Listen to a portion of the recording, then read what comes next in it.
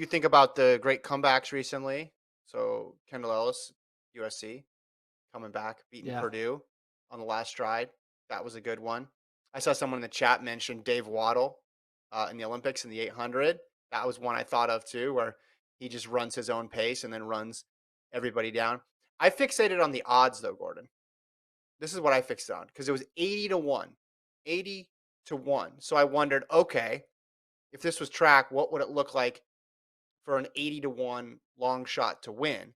Now, we don't have current odds. I couldn't bring up the Nairobi Continental Tour and get odds, but I could get odds from the Olympics. Now, these were odds were set that were before the Olympics. So we can now have the benefit of hindsight and look back and just see how crazy that was. So 80 to 1 is basically plus 8,000. So plus 8,000. So let's pull up some of these odds and let's see who is a plus 8,000. Who would have been the rich strike of the Tokyo Olympics in the uh in the men's 100 and in the men's 200. So is that the 100 that we got up there? That's the 100. So you scroll through these 100 ones. Um and it's hard to find. So one thing you notice right off the bat is in general, it's hard to find plus 8,000.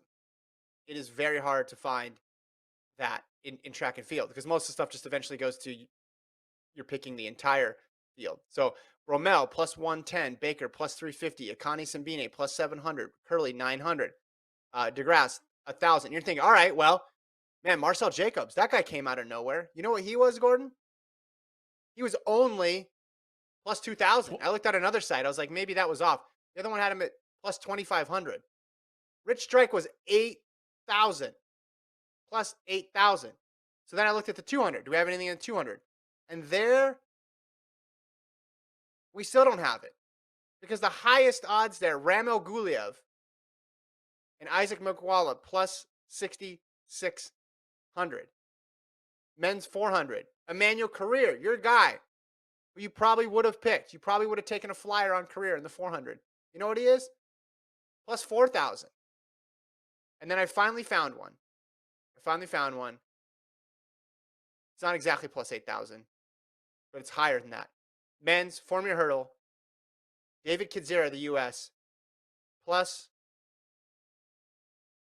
12,500.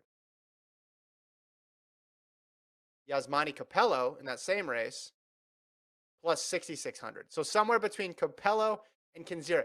Can you imagine the level of upset that would need to take place for Warholm not to win, for Benjamin not to win, for Dos Santos not to win, for Samba not to win, for McMaster not to win? I mean, it really puts in perspective. I know the betting systems are a little bit different, obviously, but nobody believed in this horse, Gordon, is what I'm saying. Here we go. I found one. Netherlands, men's 4x4, plus 8,000. There it is. They're your rich strike of track and field, but they didn't win.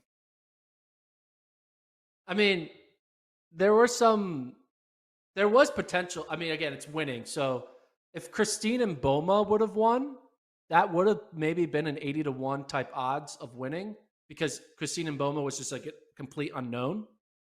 Yeah.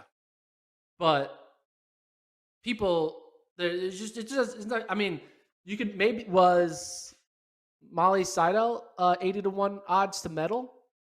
She probably was 80 to 1 to medal. But again, we're talking 80 to 1 to win. Winning is very different from Yeah, medaling. well, That's exactly. Well, because the team I just mentioned, got silver, but there's a whole bit of difference between them getting silver and them beating the U.S. team.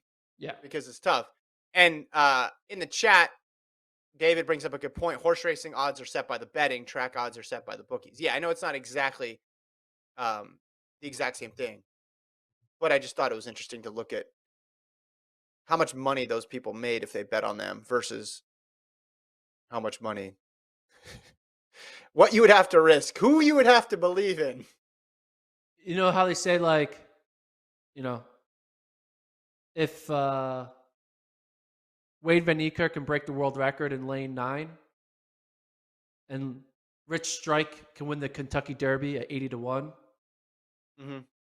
that means I can dunk a basketball by December of 2022.